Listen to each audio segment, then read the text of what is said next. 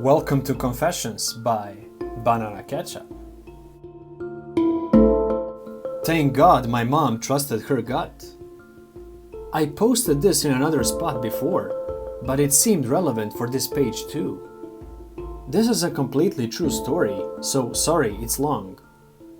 When I was probably 13, my family and I were on our way home from a Wednesday night church service. My mom was in the driver's seat, and I was behind her in the back.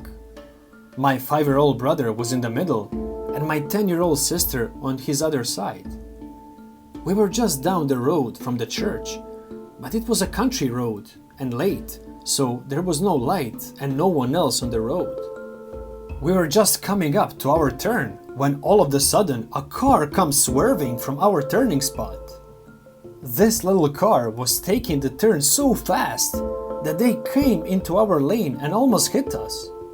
We swerved as they tried to get in their own lane before we collided.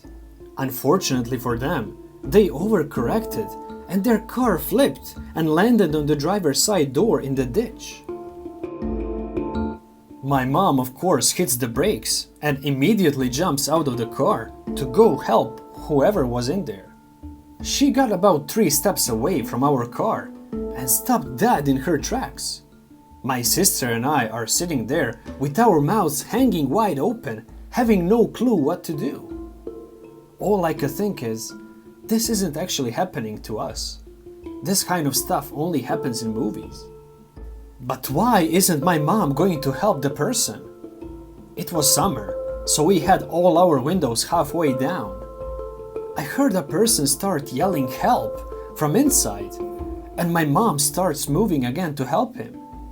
But for some reason, she stops again in the center of the road. Another car flies behind us, and the guy doesn't hesitate to jump out and run up to the crash to help. The man gets to the car and starts prying the passenger door open so the guy inside can get out. I can see my mom wants to run and help, but it's like she can't move from that spot. The Good Samaritan that pulled up behind us is able to get the door popped open. The guy from inside crawls out the door and gets into a frog-like crouching position on top of the car. At this point, my mom starts taking shuffle steps back to the car. When I look back at the guy, he has this crazy look on his face. He looks directly at our car and my mom and launches himself off the top of the car and hits the guy who was helping him. He starts running for our car at the same time my mom turns and runs for our car. He must have knew he couldn't get there before my mom did, because he changed directions and moves to the car behind us. My mom jumps in and locks our doors just as the guy jumps in the empty driver's seat of the car behind us. He slams on the gas before he has even closed the door and almost hits us taking off a second time. Next thing we know, the guy who was just carjacked runs up to my mom's window and starts screaming and knocking on the window. My mom is of course shaken and doesn't want to roll down the window, so she settles for cracking it so we can understand what he's saying. He's yelling, asking us to call 911 because his phone was in the car along with his girlfriend. So of course my mom starts searching for her phone to call, but because she's so frantic from what just happened that she can't seem to find it. So I take a break from keeping my little brother and sister calm and dial 911 on my phone and hand it to her. While she's explaining what happened to the 911 operator, we hear a woman scream down the road. The man that was at our window takes off running, and a few minutes later comes back with a severely scraped up woman in his arms that turned out to be his girlfriend. My mom unlocks the doors at this point, and he set her in the passenger seat while we wait for the cops. The girlfriend told us that he noticed her while he was speeding off and tried to hit her, but she scratched and punched at him, and while trying to plead with him to stop the car, He kept coming at her though, and finally rolled down the window and pushed her out, going about 60. The cops finally show up and talk to all of us to get our stories. While talking to one officer, he told my mom that the man had shot and killed a man behind some apartment complex. That's why he was driving so fast and trying to get away. When we finally get home, we were all told to go to bed, but of course I wouldn't be able to sleep that night. So I went downstairs to talk to my mom. I worked up the courage to ask her why she stopped running to the car when the other guy didn't. She told me she had such a strong feeling that she should stay in the car with us, that it was almost like she could hear it. When she heard him start yelling for help, she ran to help again, but just like last time, she got the overwhelming feeling not to go to the car. To this day, I wonder what would have happened if my mom hadn't listened to that feeling. The man could have easily overpowered her and gotten to the car if she had been any further away. I should also mention the man was caught that night trying to steal a new car. He had already ditched the car he stole from behind us. So the thing that really helped him get convicted was that when the woman was fighting him off, she grabbed the wrap of his hat before falling out. She didn't know she did till the police got there and found it by where she was pushed. He did go to jail, but I was never informed of how long or anything else, and honestly, I never cared to ask. Special thanks to Fuzzy Fox, the author. What do you guys think? Was this guy possessed, maybe? Let me know what you think down below in the comments. She likes to mess with the new people. Just a warning, this is a pretty long post and has lots of detail between. Sorry for any mistakes, I'm at work now while trying to type. I have also posted this somewhere else as well. I have been at my job now for about a year and a half. I'm a customer service specialist at the library in my town. The building itself is very old, even though the inside was renovated a few years before I started. I should put it out there that I do not believe in spirits of people who have passed lingering to mess with us. I do, however, believe in demons that want to scare and mess with you. All that being said, here's my story.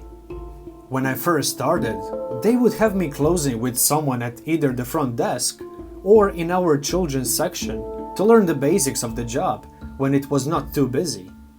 One night, after everyone left but me and the girl training me, I heard the door to the next to the desk I was at open. I turned to greet the person as I was supposed to. However, when I looked, there was no one there and the door was slowly closing. The doors are the kind that have some weight to them, so they always close after you walk through and were not able to be yanked open by any small breeze that made its way into the entryway from the outer door being open. Also, the center of the door is all glass, so I would have seen someone if they went back up the stairs.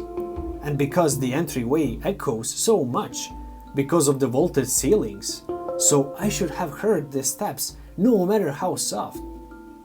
Since I had just started, I just kinda brushed it off as weird, and maybe the nervousness of being left by myself for a minute. About a week after that, I felt comfortable enough to start closing the front desk completely on my own.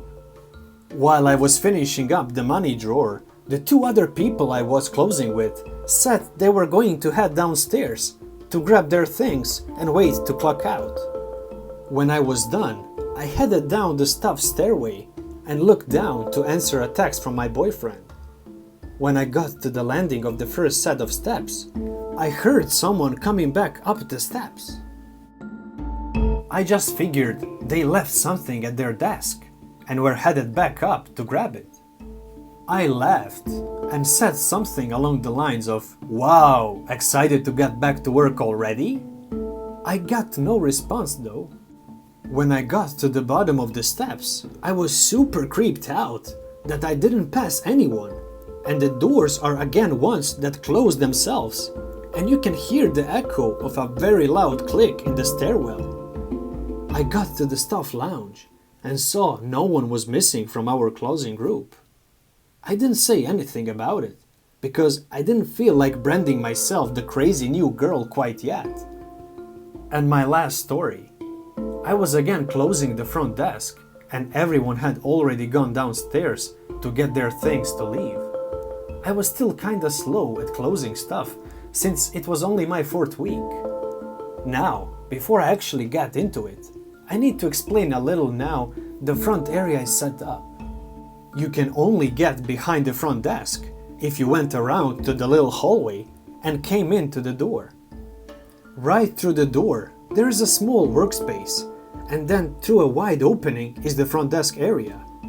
When I just finished locking the cash drawer, I heard the door to the workspace open. I looked around, the little bit of wall the desk was connected to, so I could see who was coming in. When I looked, the door was standing open. Now, as I have said before, the doors are so heavy, they slowly close themselves and finish with an echoing click. I just sat there, staring at the door for a minute, waiting for something. I then managed a weak little hello. And right when I said that, the door slammed closed with such force the glass was rattling. I said heck with the door and hopped the front desk and took off down the stairs that lead up to the front desk. When I made it down to the staff area, I was panting and out of breath from terror, and everyone just stared at me for a minute. Then the closing librarian asked what happened, and I told them. They just kinda started laughing and said, "Oh, so you finally met the library ghost." She likes to mess with the new people. In addition to these specific times, I see things out of the corner of my eye all the time. It only happens when there are no customers though. There can be other staff members when I see it, but never customers. Thank you for watching. What do you think about these stories? Let me know down below in the comments. See you again in 2 days, and until then, please be safe.